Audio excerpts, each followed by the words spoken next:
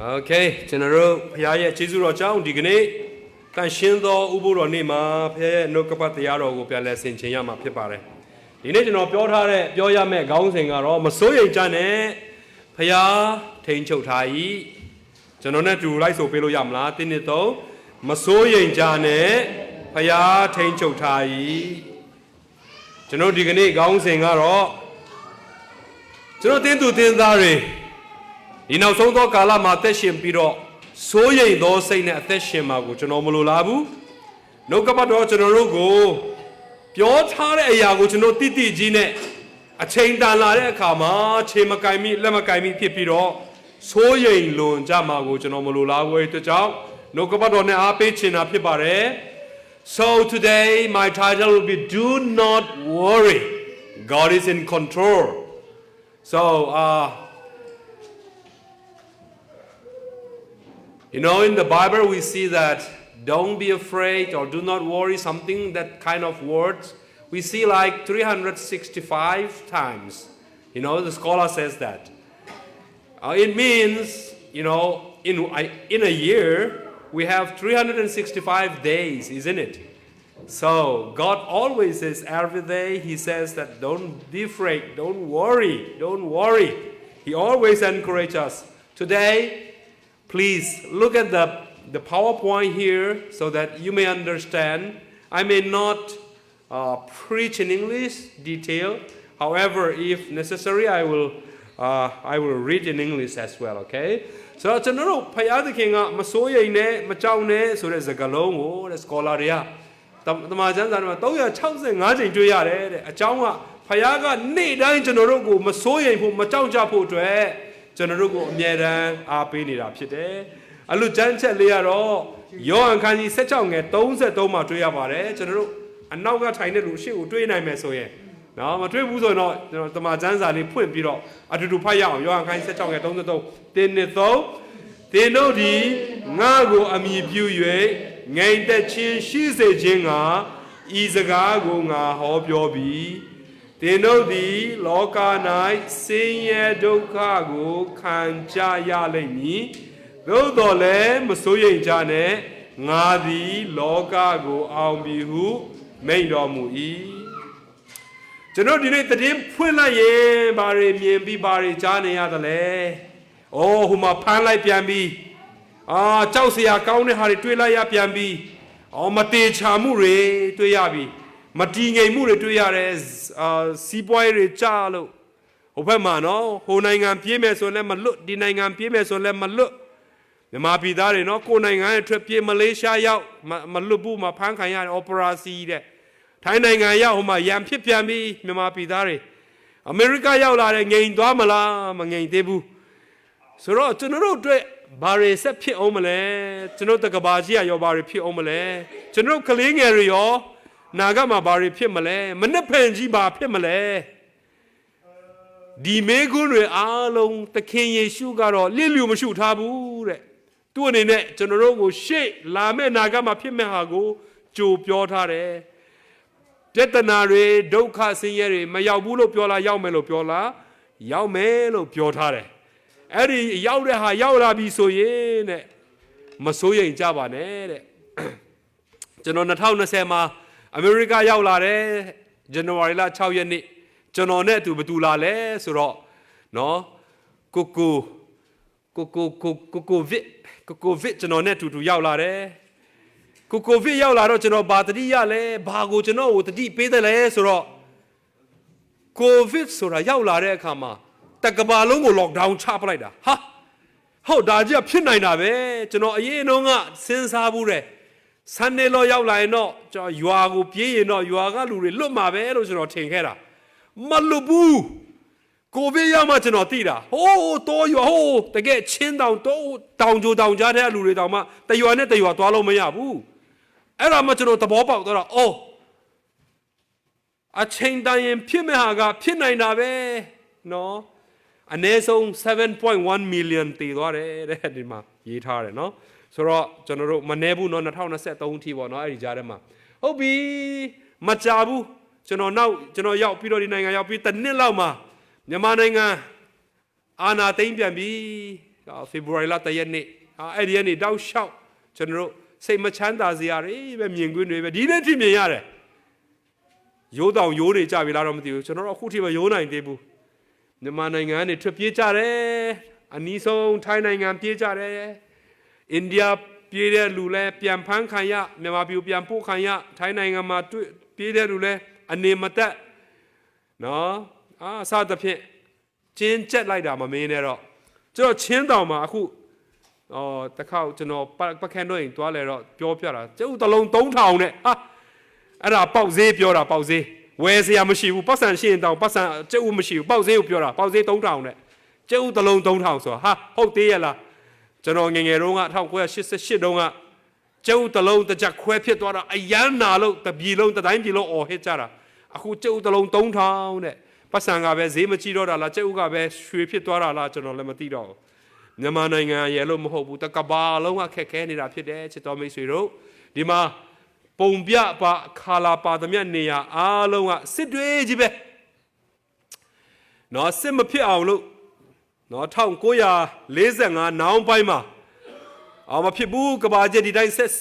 ဆက်ဖြစ်လို့မဖြစ်ဘူးဆိုပြီးတော့ဒုတိယကဘာစစ်ကြီးအပြီးမှာ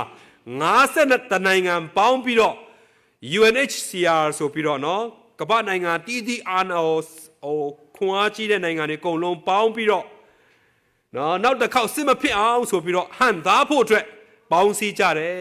နော်ဝမ်းနဲ့ဆရာပါပဲပေါင်းလိုက်တဲ့အခါမှာဘာအကျိုးရှိလဲဆိုတော့အကျိုးတော့ရှိတဲ့ပုံစံတော့ပေါက်ပါတယ်ဒါပေမဲ့နော်အဲ့ဒီမှာပါဝင်တဲ့ American သမ္မတFranklin D Roosevelt ပေါ့နော်ကျွန်တော်တို့British ရဲ့ဝန်ကြီးချုပ် Winston Churchill တို့နာမည်ကြီးတာပေါ့နော်သူတို့တွေကပြီးတော့ကျွန်တော်တို့ Soviet Union က Joseph Stalin တို့ပြီးတော့တရုတ်ခေါင်းဆောင်တွေပြင်သစ်ခေါင်းဆောင်တွေကအစားခေါင်းဆောင်တွေအများကြီးပါပြီးတော့50နိုင်ငံကတည်ထောင်ထားတဲ့အရာရှိတော်ညာလည်းပဲကဘာကြီးကိုစစ်မဖြစ်အောင်ထိန်းထားမယ်ဆိုတာသူတို့လက်ထက်မှာစစ်မရှိတာပဲအနာဂတ်မရှိဘူးသူတို့လက်ထက်မှာဘာမှမရှိဘူးသူတို့လက်ထက်မှာရှိတာကတော့ပြဿနာကိုမီးမွေးဖို့ပဲသူတို့မှာရှိနိုင်တာ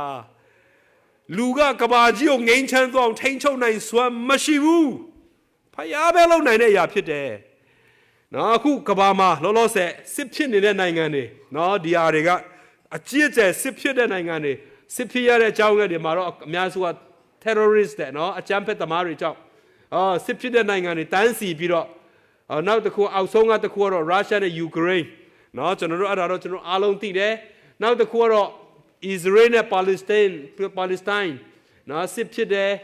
တခြားတော့ civil war တွေကျွန်တော်မြန်မာနိုင်ငံလည်းပါလိုက်သေးတယ်မြန်မာနိုင်ငံထိတ်ဆုံးထဲမှာပါရမှာနော်ဆိုတော့မြန်မာနိုင်ငံနော်ပြည်တွင်းစစ်တွေဖြစ်တယ်စစ်တွေကအများကြီးကဘာကြီးမှာစစ်ဖြစ်နေတယ်ဒါတွေအကုန်လုံးကိုမဖြစ်နဲ့လို့ UN ကလုပ်လို့ရလားဆိုတော့ UN ကလုပ်လို့မရဘူးဘာဖြစ်လို့လဲသူ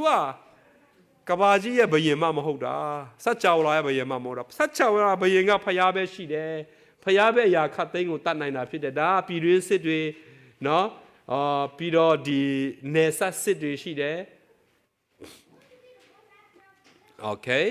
ဆိုတော့ကျွန်တော်တို့အခုချိန်မှာနော်ဒီစစ်တွေအများကြီးရှိနေကြတဲ့ကနေဒီ American နိုင်ငံခုနက50နိုင်ငံထဲကအမြင့်ဆုံးအာဏာရှိတဲ့လူက UN ကနေထွက်လိုက်ပြန်ရောဒုက္ခပဲစစ်များငင်းအောင်လို့မလားလို့ तू ကထွက်သွားတော့ပိုးပြီးတော့တောင်တင်းကျပ်အောင်မယ်အနာဂတ်မှာစစ်ပိုများအောင်မယ်ဆိုတာကျင်းတယ်ပဲဟုတ်တယ်နော်သူတို့ကပဲစားခဲ့တယ်သူတို့ကပဲပြန်ထွက်သွားပြီဆိုတော့ကျွန်တော်မြန်မာနိုင်ငံကဘာကြီးက UNG ရဲ့အာဏာကကမ္ဘာအာဏာအရှိဆုံးဖြစ်တဲ့အရာကမရှိတော့ဘူးအခုကအီရန်ကိုစစ်ဖြစ်ဖို့ပြင်နေပြီစစ်ဖြစ်ခဲ့ရင်တော့တရုတ်တို့နော်ရုရှားတို့ North Korea တို့မြောက်ကိုရီးယားတို့ဝင်လာဖို့ရှိတယ်လို့သတင်းတွေကြားနေရတယ်စစ်တိုင်းမဲ့အတိုင်းတွေပဲကျွန်တော်တို့ကြားနေရတယ်ဘယ်လိုငြိမ်သက်ချင်းရနိုင်မလဲကျွန်တော်တို့အခုချိန်မှာတော့မောင်ရေခဲတောင်းချမ်းနေတယ်နော်ရေခဲတွေတောင်းချမ်းနေတယ်ကျွန်တော်တို့နော်အေးနဲ့စိန်ပြီးတောက်ရင်ကောင်းရဲ့သားနဲ့ဒါမှကျွန်တော်ကြားနေရတဲ့ရေခဲတွေအေးနဲ့စိန်လို့လည်းမရတော့ကျွန်တော်တို့ရင်ထဲမှာပူလောင်နေတယ်နာမည်ကတော့ရေခဲရင်ထဲမှာတော့ပူလောင်နေတယ်နော်ဒီနိုင်ငံမှာရှိတယ်နိုင်ငံသားမဖြစ်တဲ့လူကတော့ရင်တထိတ်ထိတ်ပဲနိုင်ငံသားဖြစ်တဲ့လူအင်္ဂလိပ်စကားမပြောတတ်ပြန်တော့လည်းရင်တထိတ်ထိတ်ပဲ အင်္ဂလိပ်စကားပြောတတ်တဲ့လူတွေရင်တိတ်ထိတ်ပါပဲအကုန်လုံးရင်တိတ်ထိတ်နဲ့နေရတာနော်အပြင်ထွက်ရင်ဟိုကြည်ဒီကြစ်မိဖက်လေးနော်ဟိုဒီနေရာငါရှောင်ရမလားကြည်နေရတဲ့ဘဝမျိုးနဲ့ကျွန်တော်တို့ခမရှိနေရတယ်ဒါကကျွန်တော်တို့သေချာစဉ်းစားကြည့်ဒီနိုင်ငံကိုလေအဲ့ဒီလိုလှုပ်လိုက်တာကျွန်တော်တွေးလိုက်တော့ကျွန်တော်ကိုရိုနာဗိုင်းရပ်စ်ရောက်တဲ့အချိန်မှာတကမ္ဘာလုံးကို lockdown ချတာတွေးတဲ့အချိန်မှာကျွန်တော်ခံစားတဲ့အရာတစ်ခုကျွန်တော်ထပ်ပြောပြမယ်ဒီနိုင်ငံမှာလဲတခါမှကဘာမှာမမျော်လင့်တဲ့နိုင်ငံသူနိုင်ငံသားတွေပြည်တွင်းကို passport နဲ့တွားရတယ်ဆိုတော့ဒီနိုင်ငံပဲရှိမှာဘယ်ကမ္ဘာနိုင်ငံဘယ်နိုင်ငံမှာ passport နဲ့တနိုင်ငံကိုယ်နိုင်ငံထဲမှာခရီးထွက်တယ်ဆိုမရှိဘူးမြန်မာနိုင်ငံမှာခရီးထွက်ရင်မတ်ပုံတင်ကန်ရတယ်ဆိုတာသူများနိုင်ငံတွေအယံ့ဟောတာကိုယ်နိုင်ငံထဲတွားတာမတ်ပုံတင်ကန်စရာလားသူများပြောတဲ့အချိန်မှာဒီနိုင်ငံမှာတော့ကိုယ်နိုင်ငံဈေးတွားမှာ passport ထည့်ရတယ်ဘလောက်ဆိုးရင်စရာကောင်းလဲကဘာကြီးကမဖြစ်နိုင်ဘူးဆိုတာမရှိဘူးနော်ကဘာမှာအဲ့ဒါကြောင့်ကျွန်တော်အရင်တော့က Sunday law ဆိုတာဖြစ်နိုင်မှာမလားလို့ကျွန်တော်တန်တရားတော့မရှိဘူးဒါပေမဲ့ဘယ်လိုဖြစ်မလဲကျွန်တော်စဉ်းစားနေတာအိုးဖြစ်လွန်းဆွေဖြစ်နိုင်လွန်းဆွေနော်တကဘာလုံးကို lockdown ချနိုင်တယ်ဒီနိုင်ငံထဲမှာရှိတဲ့လူတွေအားလုံးကိုအချိန်မရွေးဖမ်းလို့ရတယ်ကျွန်တော်တို့တကားကိုအချိန်မရွေးခောက်လို့ရတယ်သူများပြောတာတကားခောက်ရဲနဲ့မဖွင့်ပေးနဲ့တဲ့ကျွန်တော်တွေ့တာတော့မဖွင့်ပေးတော့တခါတည်းဖောက်ချပေါက်လိုက်တာပဲခင်ဗျားတို့မဖွင့်ပေးအမှုထပ်ချီအောင်မနော်ခင်ဗျားတို့လားကျွန်တော်တော့6တာတော့မဟုတ်ဘူးဖြစ်နေတဲ့ဟာပြောပြတာအဲ့ဒါကြောင့်အိုးဒီကောင်နော်ကျွန်တော်တို့ဗျာဒိတ်ကျန်ခန်းကြီး73ထဲကအကောင်ကတော့တကယ်လာမယ်ဆိုရင်တကယ်မွေမဲ့ကောင်ပဲသူကတော့ခုအာယူနေတာဖြစ်တယ်သူရဲ့ဟိုပါဝါကိုစမ်းကြည့်နေတာဟာဟိုမှာကောင်းသလားနော်ကျွန်တော်တို့ချင်းတောင်မှာဆိုရင်တော့တောဝက်တွေကတဲ့နော်တောဝက်အထီးကတဲ့သူအဆွဲထွက်လာတာကိုသူအဆွဲထက်မထက်သူစမ်းကြည့်တယ်တဲ့သူထက်မထက်ကိုဘာနဲ့စမ်းလဲဆိုတော့တက်ကယ်ပင်တွေရှိတယ်သူတက်ကယ်ပင်ကိုဒီလိုသူအဆွဲနဲ့ခုတ်ကြည့်တယ်တဲ့ခုတ်လို့ပြက်သွားရင်သူဘာလုပ်လဲဆိုသူတကောင်နဲ့ရှောက်သွားတယ်တဲ့အဲ့လိုပဲကျွန်တော်တို့နိုင်ငံဒီနိုင်ငံလဲနော်အခုကသူ့အဆွဲလှုပ်ကြည့်တယ်လှုပ်ကြည့်တော့ထက်မှန်းသူတည်တော့ UN နဲ့လည်းမပေါင်းတော့ဟိုနိုင်ငံနဲ့လည်းမပေါင်းတော့ဥရောပနဲ့လည်းမပေါင်းတော့ငရုကိုမဆိုင်တော့တာငါတယောက်တည်းပဲသူကပါဝါစမ်းကြည့်တော့ပါဝါရနေတာပါဝါရတော့ဘာလို့လဲဗျာဒိတ်ကျန်း73ပြည့်စုံတော့မယ်နော်ကျွန်တော်တို့မျက်စိမှာပြည့်မယ်နော်ချစ်တော်မိတ်ဆွေပေါင်းတို့ 7 day Adventist ကလွန်ခဲ့သောနှစ်ပေါင်း190လောက်ကလေးကဟောနေတဲ့ဟာအခုကျွန်တော်တို့စီမှာပြည့်စုံတော့မယ်နော်ပြည့်စုံတဲ့ချိန်မှာအော်စရာကောင်းလိုက်တာမပြောနဲ့နော်မအော်နဲ့တော့နော်ကျွန်တော်တို့ပြောတာနော်အကြောင်းထပ်နေပြီနော်ကျွန်တော်အချိန်ချင်းပြောတယ်နော်7 day မဟုတ်တဲ့ခရိယန်တွေအားလုံးကဘာပြောလဲဆိုတော့Israel မှာနော်စစ်ဖြစ်တော့မယ် Israel ကအာဏာပြန်ရမယ် Israel မှာဗိမာန်တော်ကြီးပြန်ဆောက်မယ် Israel ကိုစိတ်ဝင်စားတာသူတို့က Israel ကိုမီးမောင်းထိုးပြတာ7 day Adventist ကမဟုတ်ဘူး American ပဲ American ကိုမီးမောင်းထိုးပြတာ American ကတကယ်အားကြီးမဲ့ကောင်လွန်ခဲ့တော့နှစ်ပေါင်း190လောက်ကပြောတာနော်180 190လောက်ပြောတာအခုပြည့်စုံနေပြီနော်ချစ်တော်မိတ်ဆွေပေါင်းတို့ဒီကောင်ကလေဂျိုးနှချောင်းရှိတယ်သိုးနဲ့တူတယ်စကားပြောရင်မွေလို့ပြောတယ်ပြောတော့မယ်လာနေပြီ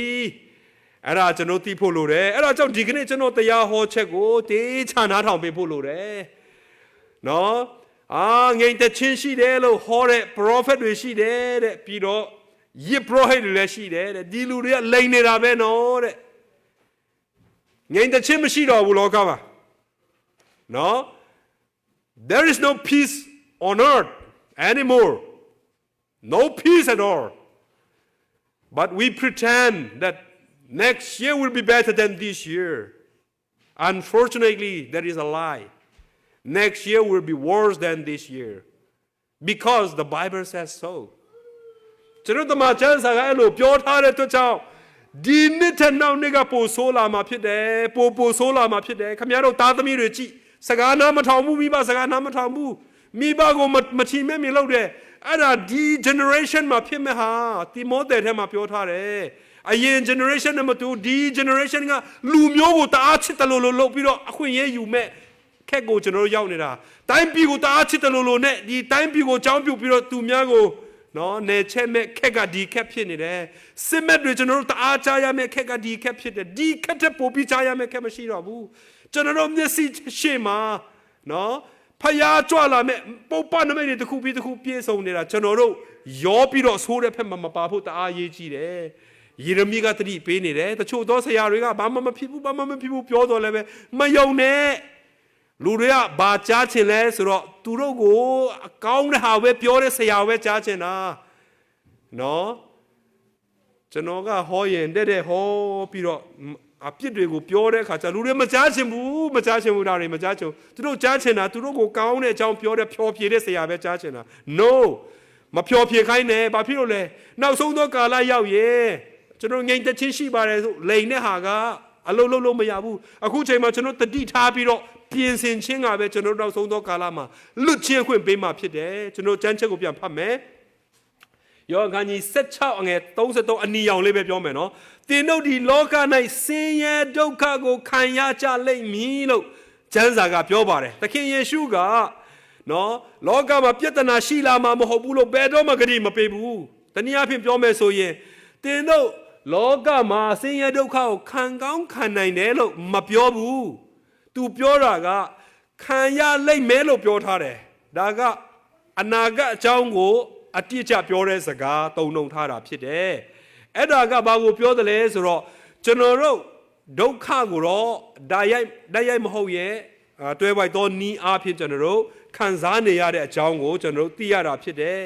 ကျွန်တော်တို့လောကကြီးကပိုပြည့်စင်ပြေလာမယ်လို့ကျွန်တော်ထင်ခြင်းဟာမာယွန်းစွာထင်မှတ်ခြင်းဖြစ်တယ်ကျွန်တော်တို့ကြောက်စရာတွေဖိအားတွေညှဉ်းပန်းနှိပ်စက်မှုတွေနဲ့နော်ဖန်ဆီးခြင်းထောင်ချခြင်းမတရားသဖြင့်ချုပ်နှောင်ခြင်းတွေကအစားပိုပြီးတော့များလာမှာဖြစ်တယ်ဆိုးတဲ့လူကဆိုးတာလုပ်ဖို့အတွက်ပိုပြီးတော့အတင့်ရဲလာမဲ့ခက်ကာလကိုရောက်ရှိနေတာဖြစ်တယ်အဲ့ဒါတော့ကျွန်တော်တို့ surprise မဖြစ်စေရဘူးအော်စရာကောင်းလိုက်တာမဖြစ်နဲ့ဘာဖြစ်လို့လဲ prophecy ပြောထားပြီးသားဖြစ်တယ်ဒါတွေကဖြစ်လာမှာပဲဖြစ်တယ်ကျွန်တော်ပထမကဘာစစ်အလွန်ဒုတိယကဘာစစ်ပထမကဘာစစ်မတိုင်ခင်တုန်းကလူတွေကဘာထင်လဲဆိုတော့ကဘာကြီးကပညာတတ်လာကြပြီဆိုတော့တဲ့ကဘာကြီးကလူတွေအကုန်လုံးသာပညာတတ်ရင်ကဘာကြီးကတိတ်ကောင်းလာမှာပဲ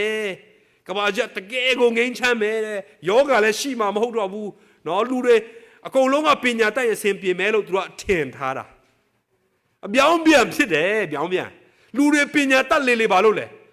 ကောက်ချစ်လေစင်လဲအတ္တကိုပဲကိုယ့်အတွက်ပဲကြည်လေဖြစ်တယ်ပညာတတ်လေပူဆိုးလေကျွန်တော်တို့ဘိုးဘေးတွေကျွန်တော်အဖိုးထိဆိုရင်တောမာနေတယ်လောဘမရှိဘူးရောင်ရဲတယ်ပျော်တယ်သူတို့ဘဝကခိုးတာမရှိဘူးဒါပေမဲ့အခုကလူကပညာတတ်တော့တအားကြောက်စရာကောင်းတာနော်တအားကြောက်စရာကောင်းတယ်လူတွေပညာတတ်တာနဲ့ကျင့်စာရိတ္တပြောင်းလဲမယ်လို့ထင်တာမားသွားတယ်လူတွေကဒါဆိုရင်ပညာမတတ်ဘဲနေမလားဆိုလည်းမဟုတ်ပြန်ဘူးပညာတော့တင်ရမှာပဲဒါပေမဲ့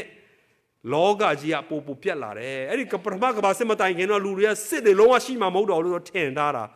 စစ်ကပိုဆိုတဲ့ကဘာစစ်ကြီးဖြစ်သွားတယ်ဒုတိယကဘာစစ်ဖြစ်သွားတဲ့ခါကျလူတွေတိသွားတယ်အိုးကဘာကြီးကကောင်းလာမှာမဟုတ်တော့ဆိုးသွားမယ်ဆိုပြီးသူတို့သိတယ်ဒါပေမဲ့ဒီနေ့အထိအခုဆိုရင်ကျွန်တော်တို့ AI เนาะ AI ကျွန်တော်ဆိုရင် AI 2မျိုး3မျိုး4မျိုးလောက်သုံးတယ်အရန်သုံးလို့ကောင်းတာเนาะကျွန်တော်တို့မသိတာတွေအကုန်လုံးသိနေတော့ကျွန်တော်စားတောင်မလို့တော့တလို့ပဲဖြစ်တယ်ဒီထဲမှာအကုန်လုံးရှိတယ်ကျွန်တော်တို့တနေ့ကုန် Bible study လုပ်တယ်သူ့ကိုတစ်ချက်ကလေးမေးလိုက်ရင်ကျွန်တော်တို့ Bible study လုပ်သမျှအကုန်လုံး तू ကစက္ကန့်တွင်းမှာကျွန်တော်ပြနိုင်တယ်ဟာကျမ်းစာတောင်ဖတ်ဆရာမလို့တော့လားမသိဘူးလို့ဒီလောက်လွယ်တာသူ့အတွက်ဒါပေမဲ့ကျမ်းစာဖတ်တဲ့ဟာကိုလဲလို့မရဘူးနော်โอเคကျွန်တော်တို့လူတွေထင်တာပေါ့နော်အခု AI ပေါ်လာတော့ဘာဖြစ်လဲဆိုတော့လူတွေကယောဂတောင်သူအခုဆရာမလို့တော့ဘူးဆိုထင်တာဆရာဦးကျွန်တော်ဆရာကကျွန်တော်2016နှစ်တုန်းကကျွန်တော်ဆရာဒေါက်တာဆာဟုံဂျီကပြောဦးလဲဆိုတော့မကြခင်မှာတဲ့လူတွေရဲ့ကွန်ပျူတာစနစ် AI စနစ်ကတအားမြင့်လာပြီးတော့တဲ့နော်ဆေးရုံမှာဆိုရင်တဲ့ AI နဲ့ပဲကုတော့မယ်တဲ့ဘာဖြစ်လို့လဲဆိုတော့ခွဲစိတ်မှုဆိုတာတဲ့လူတွေလက်နဲ့လုပ်ရင်ကကြီးကြံသွားလိုက်ဟိုမှာပတ်တီးကြံခဲလိုက်ဟိုဟာကြံလိုက်ဒီဟာကြံလိုက်ဟိုဟာခွဲတာမားလိုက်ဟိုဟာသွေးထွက်လွန်လိုက် AI စနစ်နဲ့လုပ်တယ်ဆိုရင်တခုမှအလွဲချော်မရှိဘူးတိတိကျကျအကုန်လုံးလုပ်နိုင်တယ်တဲ့ယောဂလည်းရှာလို့ရတယ်အကုန်လုံးသူတို့သိပြီးတဲ့ ဆရာဝန်တွေအကုန်လုံးမလို့တော့ဘူးတဲ့ engineer လည်းမလို့တော့ AI ကအကုန်လုံးသိမယ်တဲ့ तू အဲ့တော့ကပြောတာနော်ကျွန်တော်တို့အဲ့တော့ကတော့तू ဘာပြောနေမှမသိဘူးပေါ့နော်အခုကျွန်တော်ပြန်စဉ်းစားကြည့်တော့ तू ပြောနေတဲ့ဟာတွေအခုမှနေပြီ तू ပြောတယ်နင်တို့အခုနင်တို့ essay လုပ်တယ်နင်တို့အိမ်စာလုပ်တဲ့ဟာတွေဆိုတာတဲ့ AI ရှိရင်းနဲ့9မိနစ်အတွင်းအကုန်လုံးပြီးတယ်အဲ့တော့က तू 9မိနစ်ပြောတာများသေးတယ်အခု10မိနစ်အတွင်းပြီးတယ်စက္ကန့်30လောက်အတွင်းပြီးသွားပြီအိမ်စာတစ်ခုဆိုတာစက္ကန့်30လောက်ဒီခက်ကလေးတွေအရန်တနာစရာကောင်းတယ်သူတို့စာမတိဘဲနဲ့ AI ကိုပဲသူတို့အဖြေတောင်းလိုက်ရင်အကုန်လုံးသူတို့ဖြေတဲ့အစာတွေအကုန်လုံးဖြေလို့ရတယ် AI ခက်ဟုတ်ပြီတရားဟောဆရာတွေရော AI နဲ့လဲမလားလဲနေပြီနော်ကျွန်တော်မြန်မာ3ရဲ့မို့သွားတက်ကြည့်လိုက် AI ပဲစကားပြောနေတော့ကျွန်တော်တော့မပြောတော့သူပဲပြောခိုင်းတာကျွန်တော်တို့မအားဘူးလေသူ့ကိုပဲခိုင်းတာဟာမနဲ့ရောနေရောမနဲ့9နာရီတပုတ်ည9နာရီတပုတ်ကျွန်တော်အများတန်းတင်တယ်ကျွန်တော်တငယ်ချင်းတွေကနေစတက်စင်ပေါ့နော်ကျွန်တော် YouTube ကိုတွားကျွန်တော် Facebook ကိုတွားကြည့် Patrick and Prophet ဘိုးဘေးမြတ်နဲ့ Prophet မြတ်စာအထူကြီးမဖတ်နိုင်ဘူးမလားမဖတ်နိုင်ရင်လည်းအမှန်နားထောင်လိုက်9မိနစ်လောက်အချိန်ပေးပြီးတော့တခန်းလုံးကိုအချင်းချုံပြောပြတယ်အရန်ကောင်းတယ် AI တရားဟောနေပြီအဲ့ဒါကြောင့်ခရစ်တော်ဘာပြောလဲနင်တို့တွေစကားမပြောရင်ဒီမှာကလေးတွေဒီကလေးတွေတက်ရင်ပါလဲကြောက်တွေអော်မဲတဲ့အခုကြောက်တွေអော်နေပြီနော်ကြောက်တံပရမများတွေអော်နေတာကြောက်တွေကျွန်တော်တို့ကွန်ပျူတာထဲမှာထည့်ထားတာရွှွန့်တွေကြောက်တွေပဲဒါတွေတကယ်တော့တန်တွေပဲဒါတွေနော်တွင်းထွက်ပစ္စည်းတွေပဲអော်နေတာပဲဒါတွေကျွန်တော်ကဘာကြီးကလေတတိယကောင်းကင်တမန်3ပါးသတင်းစကားလူတွေကလေဘာမှမပြောရှင်တော့ဒီတိုင်းပဲနေကြတဲ့ခါကျတော့နင်တို့မလုပ်ချင်ရင်ဖခင်ကငါလုပ်ခွင့်ပေးမယ်ဆိုပြီးတော့ဖွင့်နေပြီကောင်းကင်တမန်3ပါးသတင်းစကားအမြန်ဆုံးပြတ်တော့မှာဖြစ်တယ်အာမင်မကြခင်ကျွန်တော်တို့အဲ့ဒီဧဝံဂေလိသတင်းစကားအကုန်လုံးပြတ်တော့မယ်ကျွန်တော်ကတော့ဘာဖြစ်ချင်လဲဆိုတော့အဲ့ဒီမြန်မာလိုဧဝံဂေလိအဟောဆုံးကျွန်တော် channel ကအဟောဆုံးဖြစ်ရမယ်တမြန်မာနိုင်ငံလုံးမှာရှိတဲ့လူတွေအားလုံးကြားအောင်ကျွန်တော်လုပ်ရမယ်လို့ကျွန်တော်အဲ့လိုခံယူထားတာပေါ့နော်။ဘာဖြစ်လို့လဲဆိုတော့ကောင်းကင်တမန်3ပါးသတင်းစကားဖယားရဲ့နောက်ဆုံးသောကာလရဲ့သတင်းစကားဖြစ်တယ်။အဲ့ဒါကျွန်တော်တို့ဟောရမှာဖြစ်တယ်။ကျွန်တော်တယောက်နဲ့တယောက်ရန်ဖြစ်နေတဲ့အချိန်မရှိဘူး။စာသားကအဲ့လိုဖျောက်လုပ်တာ။ဆိုတော့ဒီဆင်းရဲဒုက္ခကကျွန်တော်တို့အဲ့ဒီအရာတွေအကုန်လုံးအစားထိုးပြီးခံရပြီးတော့ဒါပေမဲ့ဒီအရာတွေဘယ်လောက်ပဲပညာတွေတက်ပြဿနာမရှိလာဘူးလားဆိုပြဿနာပိုကြီးလာမှာအခုဘယ်လောက်ထိတောင်လုံနိုင်လဲဆိုတော့နော် Messenger မှာအတန်ပို့တယ်အမေသမီးဒုက္ခရောက်နေဒီမှာဆေးရုံရောက်နေတယ်တဲ့သူ့သမီးအတန်ပတ်စံပို့ပေးပါဆိုတော့မပို့လို့မရဘူးသူ့သမီးအတန်ဗီဒီယိုခေါ်လိုက်တယ်ဟိုဘက်ကသူ့သမီးပဲသူကြည့်ပြီးစကားပြောတာသူ့သမီးအတန်နဲ့ပဲတကယ်တော့သူ့သမီးမဟုတ်ဘူးလိန်နေတာဟိုဘက်ကရုပ်ကိုပြောင်းလို့ရတယ်အတန်ပြောင်းလို့ရပြီဘယ်လိုလုပ်တော့မလဲဘာကိုယုံတော့မလဲဆိုတော့လူတွေကတိုးတက်လေဆင်းရဲဒုက္ခကကြီးလေဖြစ်နေတာဆင်းရဲဒုက္ခမလျော့သွားဘူးအခု grok ကဘာလုပ်လဲဆိုတော့လူတွေကိုဓာတ်ပုံရိုက်ပြီးတော့အဲ့ဒီဓာတ်ပုံကို grok ထဲမှာထည့်လိုက်ရင်အဲ့ဒီလူရဲ့ကိုယ်တုံးလုံးပုံထွက်လာတယ်ဟာအဲ့လောက်ထိတောင်ဆင်းမြင့်လာပြီအဲ့ဒါကို grok ကပြန်ပိတ်ပင်ရတာလူတွေကလေကောင်းတဲ့အရာပေါ်လာတဲ့ဟာကိုကောင်းအောင်မသုံးမဲနဲ့ဆိုးတဲ့အရာမှာသုံးကြတယ်ဗျအဲ့ဒါကြောင့်ဆင်းရဲဒုက္ခကလာတယ်ပညာဘလောက်ပဲတိုးတက်ပြဿနာကကြီးလေပဲအဲ့ဒါကြောင့်ခုနကနော်သခင်ယေရှုကကျွန်တော်တို့ပြဿနာမရှိဘူးလို့ကျွန်တော်တို့မပြောထားဘူးဂရုမပေးထားဘူးပြဿနာရှိမှာပဲပညာဘလောက်ပဲတိုးတက် AI တွေဘလောက်ပဲကောင်းခမကျွန်တော်တို့မိသားစုတွေပညာဘလောက်ပဲယဉ်ကျေးဘလောက်ပဲယဉ်ကျေးလောကကြီးပျက်စီးမှာပဲဒုတိယတစ်ခုဆိုးရင်ချင်းဆိုတာဖျားစီရမလာဘူးတဲ့သင်တို့ဒီတဲ့ငါ့ကိုအမြင်ပြည့်ငိမ်တဲ့ချင်းရှိစေခြင်းငါလို့ပြောတယ်ဒီနေ့ကျွန်တော်တို့ဆိုးရင်ကြလားဆိုးရင်ဖျားစီရမဟုတ်ဘူးโอเคစာတန်သင်တို့ဆိုးရင်စေတာဖြစ်တယ်ဟုတ်ပြီနော်ခိုင်တော့ဆိုးရင်ချင်းဘယ်သူစီရလဲစာတန်စီရလာတာဖြစ်တယ်ဖျားစီရမလာဘူးနော်ဟုတ်ပြီနော်ခိုင်ခေါ်ပြီးကြားတယ်ဟော worry is not from God it's from Satan ကျွန်တော်လောကီသားတွေအကုန်လုံးစိုးရိမ်ပြီးတော့ကြောင်းကြပြီးတော့ဟာဘယ်လိုဖြစ်မလဲလို့ကြောက်တဲ့ချိန်မှာယုံကြည်သူတွေကအိုးဖခင်စကားပြည့်စုံပြီးလို့ဟာလေလုယာလို့ပြောရမယ့်အချိန်ရောက်ပြီအာမင်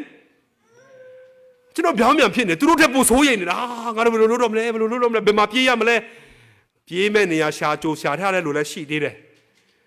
မစိုးရိမ်နဲ့ငါကိုသာရှိအောင်လို့ပြောနေတာဖြစ်တယ်ဒီကျမ်းချက်ကအဲ့ဒါကြောင့်ငြိမ်သက်ခြင်းဆိုတာ UN ပေးလို့မရဘူးငြိမ် peace ဆိုတဲ့စကားလုံး government ဆိုရလည်းပေးလို့မရဘူး document ခမရဲ့စာရွက်နဲ့လည်းပြလို့မရဘူးခမရဲ့ passport ပေါ်မှာလည်းငြိမ်သက်ခြင်းမရှိဘူး okay ခမရဲ့ green card မှာလည်းငြိမ်သက်ခြင်းမရှိဘူးငြိမ်သက်ခြင်းဆိုတာစာရွက်မှာရှိတာမဟုတ်တချို့ကပတ်စံရှိငြိမ်သက်မယ်လို့ထင်တာ no ပတ်စံရှိတဲ့လူအရင်မငြိမ်သက်ဘူးငါပတ်စံဟိုမှာထားရင်သူများခိုးမလား ban time bankrupt ဖြစ်မလားဟာဆိုးရိမ်လိုက်တာကျွန်တော်ဆိုအရင်စိတ်ချမ်းသာတယ်စိတ်ချမ်းသာတယ်လူကာကွယ်ပေးခြင်းကလည်းခမည်းကိုစိတ်ချမ်းသာအောင်စိတ်ငြိမ်သက်အောင်ပေးလို့မရဘူးလူတွေကပတ်စံရှိအရင်ငြိမ်သက်မယ်လို့သူတို့ထင်တာမဟုတ်ဘူးမားတယ်အရင်မားတယ်ငြိမ်သက်ခြင်းအစစ်အမှန်ကဖယားစီမှာပဲရှိတယ်ယေရှုခရစ်မှာပဲရှိတယ်အဲ့ဒါကြောင့်ပေါလုလိုလူကခြေချင်းကို6ပေါက်ထဲမှာထည့်ခံရပြီးတော့ထောင်ထဲမှာထည့်တဲ့ချိန်မှာ rejoice in the Lord again I say rejoice ထာဝရဘုရား၌ဝမ်းမြောက်ကြလောငါပြန်ဆိုတယ်ဝမ်းမြောက်ပါလို့ထောင်ထဲကလူကပြောနိုင်ခြင်းအကြောင်းရင်းကဘာကြောင့်လဲယေရှုရှိလို့ဖြစ်တယ်ဒီကနေ့ခမည်း peace ငြိမ်သက်ခြင်းလို့ခြင်းလား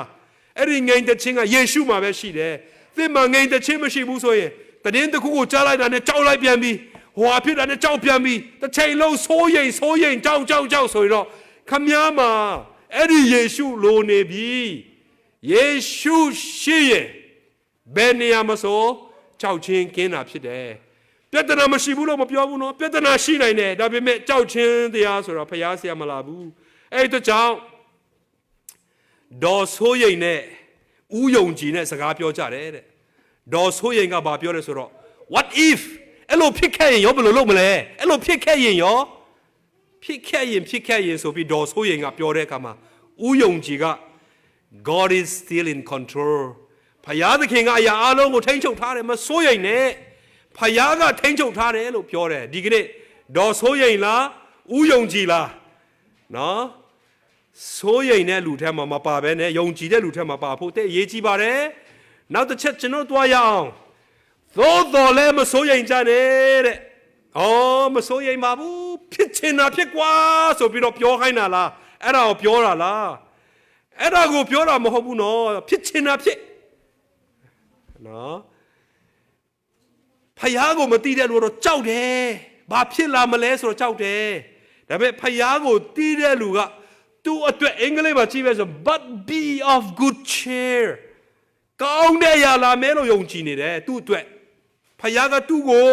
စောင့်ထိန်ပေးမယ်လို့ယုံကြည်တာဖြစ်တယ်အဲ့ဒါကြောင့်ကျွန်တော်တို့နံပါတ်1ဘာလို့ရမလဲဆိုတော့ခရစ်တော်နဲ့ယဉ်နေဖို့လိုအပ်တယ်ခရစ်တော်နဲ့မယဉ်နေတဲ့လူကအဲ့ဒီပူပန်တော့ကနဲ့သူ့ဘဝကကုံဆုံးမှာဖြစ်တယ်ခရစ်တော်နဲ့ယဉ်နေတဲ့လူကငါ့ကိုဖမ်းရင်လည်းပြဿနာမရှိဘူးငါ့ကိုပို့ချင်တဲ့ပို့လည်းပြဿနာမရှိဘူးငါ့ကိုညင်စလည်းပြဿနာမရှိဘူးဆိုပြီးတော့သူ့မှာငြိမ်သက်ခြင်းရှိနေမှာဖြစ်တယ်ခရစ်တော်နဲ့ဘယ်လိုယဉ်နေမလဲစူတောင်းပါစူမတောင်းမဲနဲ့ခရစ်တော်နဲ့ယဉ်နေလို့မရဘူးသူ့ကိုစကားပြောဖို့လိုအပ်တာဖြစ်တယ်သူပြန်ပြောတာလည်းနားထောင်ဖို့လိုတယ်တကြောင်ကျမ်းစာဖတ်ပါမဖတ်နိုင်ရင်နားထောင်ပါ YouTube မှာအများကြီးပဲကျောင်းညာထပ်ဝေအောင်မယ်ကျွန်တော်ဇနီးဆိုမနဲ့အဲ့ရထားတာနဲ့ချက်ပြုတ်ရတယ်ဆိုတော့သူကျမ်းစာထိုင်ပြီးမဖတ်အောင်မဖတ်အားတော့ပါလေသူကျမ်းစာအကျယ်ကြီးဖတ်တယ်တမိသားစုလုံးကြောင်းသူဖတ်ပြီးတော့သူတယောက်တည်းပဲနားမထောင်ကျွန်တော်တို့ပါနားထောင်ခိုင်းတယ်အရန်ပျော်စရာကောင်းတယ်ကျွန်တော်မိသားစုကထမင်းချက်တန်ဟင်းချက်တန်မကောင်းကျန်းစာနားထောင်တဲ့တန်ပါကြားရတာကျန်းစာမဖတ်ချင်ဘူးလားမဖတ်နိုင်ဘူးလားကာမောင်းရင်းနဲ့နားထောင်လို့ရတယ်မနဲ့စောစောထဖွင့်ပြီးတော့နားထောင်လို့ရပြီဒီခက်ကအရန်အဆင်ပြေတာမျက်စိမုံနေလားစာသိမ့်မဖတ်တတ်ဘူးလားဖွင့်လိုက်နားထောင်လိုက်ဘာစကားနဲ့ကြိုက်တယ်ဘာသာစကားနဲ့ရှိကျွန်တော်ထင်ကရင်နဲ့လည်းရှိမှထင်တယ်ကျွန်တော်ချင်းနဲ့လည်းရှိတယ်ဗမာတော့ရှိတယ်အင်္ဂလိပ်လည်းရှိတယ်ကလေးလည်းနားထောင်ခိုင်းလို့ရတယ်ဒီလောက်လွယ်ကူတဲ့ခက်ရောက်တာပြီဘလောက်ပဲ convenient ဖြစ်လူတွေကပိုပြင်းလာတာလွယ်လေပြင်းလေလွယ်လေပြင်းလေပဲကျွန်တော်မနေ့ညပြောသလိုပဲတကဘာလုံးကျန်းစာအကုန်လုံးမီးရှို့ဖြက်စီးမယ်ဖမ်းမယ်ဆိုတော့အမလေးကျန်းစာတညလုံးဖမ်းမဲ့အကောင်တွေကျွန်တော်တို့ဖွဲ့တယ်လေသူများတားရင်လှုပ်ချင်တာသူများမတားရင်ခွင့်ပြုတော့မလှုပ်ချင်ဘူးကျန်းစာမဖတ်ရဆိုတော့အမိတ်ဒေါ်နယ်ထရမ့်တာချကြည့်အရန်ချစေချင်တယ်အဲ့ဒါဆိုရင်တနိုင်ငံလုံးကျန်းစာဖတ်တော့မယ် ကျန်းစာတွေအကုန်လုံးဖမ်းမယ်ဆိုရင်တော့လေဖွက်ထားကြမှာအော်ညဆိုရင်တော့ဖျောင်းတိုင်တွေဓမီတွေနဲ့ဖတ်ပြီးတော့ကြည့်ကြမှာအခုတော့ဖတ်ခွင့်ရတဲ့အချိန်မှာဖတ်ချင်ကြဘူးကျန်းစာဖတ်ပါဆုတောင်းပါဖယားကိုကိုးစားပါမကြောက်ပါနဲ့ဖယားနဲ့ယဉ်ညောင်းနေပါပထမတစ်ဆင့်ဒုတိယတစ်ဆင့်ကတော့ကျွန်တော်တို့ရဲ့ဝိညာဉ်ရေးရပြင်ဆင်ရမှာဖြစ်တယ်ဘယ်လိုပြင်ဆင်ရမလဲစကားနားထောင်ပါဖယားစကားနားထောင်ပါဖယားစကားဖယားခမြောက်ဒါလို့ပါခမြောက်ဖယားဘယ်တော့မှမပြောဝဲတာဖယားကအတင်းတော်အဖြစ်စကားပြောတတ်တယ်ပါစတာကဒါလေးလုပ်ပေးပါဆိုလို့အတင်းလူကျဒါလေးလုပ်ပေးပါဆိုလို့အဲ့ဒါဖယားစကားနားထောင်တာပဲနားမကောက်ကြနဲ့အချိန်တအားနီးနေပြီဖယားစကားနားထောင်ဖို့လိုအပ်တယ်ဖယားကသူ့ရဲ့တမန်တွေအားဖြင့်ရှေးခက်ဆက်ကလေးကအဲ့လိုဟောတာပရောဖက်အားဖြင့်စကားပြောတယ်ဟုတ်တယ်မလားယေဘရအားဖြင့်ဖယားစကားပြောတယ်ဟုတ်တယ်မလားဒီနေ့လဲဖယားကအဲ့လိုပဲဖယားသူ့ရဲ့ခန့်ထားတဲ့အမှုဆောင်တွေအားဖြင့်စကားပြောနေတာဖယားเจ้าထဲမှာအမှုဆောင်တွေရှိတယ်သူတို့ခိုင်းတဲ့ဟာကိုလေလှုပ်ချင်လှုပ်မယ်မလှုပ်ချင်မလှုပ်အဲ့လိုမျိုးမစင်စားနဲ့ဖယားစကားနားထောင်ရတဲ့ခက်အချိန်ရောက်နေပြီခမည်းဖယားစကားနားမထောင်ရင်စာတန်စကားနားထောင်မိလိမ့်မယ်အဲ့ဒါကြောင့်ခမည်းရဲ့ဝိညာဉ်ရေးရတိုးတက်ချင်ရင်စကားနားထောင်ပါမငင်းပယ်နဲ့မအာခံနဲ့ဟုတ်ကဲလို့ပြောတတ်အောင်ကျင့်ပါဒုတိယတစ်ခုတော့သစ္စာရှိပါလူတချို့ကတဏှာမှာသစ္စာရှိတော့တဏှာမှာသစ္စာမရှိဘူးအတွဲနှစ်ယောက်ပီဇာဆိုင်ရောက်တဲ့အခါမှာနော်ပီဇာမှာချင်တယ်ပီဇာဝယ်တယ်တဲ့သူတို့ပြန်ထွက်သွားတယ်ပြီးတော့ပီဇာဆိုင်ကသူတိန်းခါနေမို့လို့သူကကြပြတိန်းပြီးတော့ထွက်လာတဲ့ခါကျတော့သူကြည့်လိုက်တော့ခုနဝယ်သွားတဲ့ပီဇာကသူဒီနေ့တနေ့ကုန်ရောင်းရတဲ့ငွေတွေကိုပီဇာ box ထဲမှာသူထည့်ပြီးတော့အဲ့ဒါသူအိမ်ယူသွားမလို့သူပေးလိုက်တဲ့ဟာကပီဇာ box မဟုတ်ဘဲပတ်စံထုတ်ဖြစ်နေတာသူကြည့်လိုက်တော့သူဟာကပီဇာ box ဖြစ်နေဟာငါမာပြီတနေ့ကုန်ရောင်းရတဲ့ပီဇာတွေဖိုးတွေအကုန်လုံးဟိုတရားတော့မှားသွားပြီငါတော့ဒီပီဇာနဲ့ဘယ်လိုလုပ်တော့မလဲမကြဘူးအဲ့ဒီအတွဲပြန်လာတယ်အော်ကိုခုနကကျွန်တော်တို့မာထားတာပီဇာခမရပေးလိုက်တာပတ်စံထုတ်ကြီးဖြစ်နေတယ်ကျွန်တော်ပတ်စံမလို့ချင်ပါဘူးပီဇာပဲပေးပါသူအယံဝမ်းတာတယ်ကိုဂျေဇုတင်လိုက်တာအိုးခမရတို့နာမည်ဘယ်လိုခေါ်လဲကျွန်တော်ဂျေဇုတင်တယ်ကျွန်တော်ဖုန်းနဲ့ဓာတ်ပုံလေးရိုက်ချင်တယ်ကျွန်တော်မနေ့ဖန်တည်င်းထဲမှာထည့်ပေးချင်လို့ဒီအတွဲကဖယားပေါ်မှာတိတ်သစ္စာရှိတာပဲသူတို့တွေကဒီနော်ပီဇာပတ်စံယူသွားမိတဲ့ဟာပြန်လာပေးတယ်လို့ဓာတ်ပုံရိုက်မလို့မလို့နဲ့မရိုက်ပါနဲ့တဲ့ငါတို့နှစ်ယောက်ကသူ့မမိန်ယောက်ျားရှိတယ်ငါမှမိန်းမရှိတယ်တဲ့ငါတို့เนี่ยဒီမှာလာတွဲနေတာတဲ့ဟိုးလေးတကြောဖြစ်ငါတို့မဖြစ်တော့ဘူးတဲ့စဉ်းစားကြည့်ပတ်စံမှာတော့သစ္စာရှိတယ်ဒါပေမဲ့အိမ်ထောင်ဘက်မှာသစ္စာမရှိဘူးဒီနေ့တချို့လောလူတွေကတဏှာမှာသစ္စာရှိတော့လဲပဲဖယားပေါ်မှာသစ္စာမဲ့တတ်ကြတယ်ခမရဲ့ဆယ်ဖို့တဖို့ဖယားစီပြန်ရောက်ရဲ့လားခမရဲ့အလူငွေတွေဖယားစီရောက်ရဲ့လားခမဖယားနဲ့ပေးထားတဲ့ဂရိတွေတည်ရဲ့လားလူတွေပေါ်မှာခမပတ်စံအကျွေးရှိတဲ့ဟာပြန်ပေးရဲ့လားသစ္စာရှိကြပါနောက်ဆုံးသောကာလရောက်ပြီလူတွေသစ္စာမဲ့တဲ့ချိန်ရောက်ပြီခမရောင်ပြီးတော့သစ္စာမဲ့တဲ့ထဲမှာပါမိစေနဲ့နောက်တစ်ခုကတော့အသင်းတော်ထဲမှာစီးလုံးဖို့ဖြစ်ပါတယ်စီးလုံးဖို့ဆိုရင်နော်အသင်းတော်မှာကျွန်တော်တို့ဘုရားကျောင်းမှာဆွေးနွေးပြီးသားဆိုရင်အကုန်လုံးလုပ်မယ်လို့ပြောရမှာဖြစ်တယ်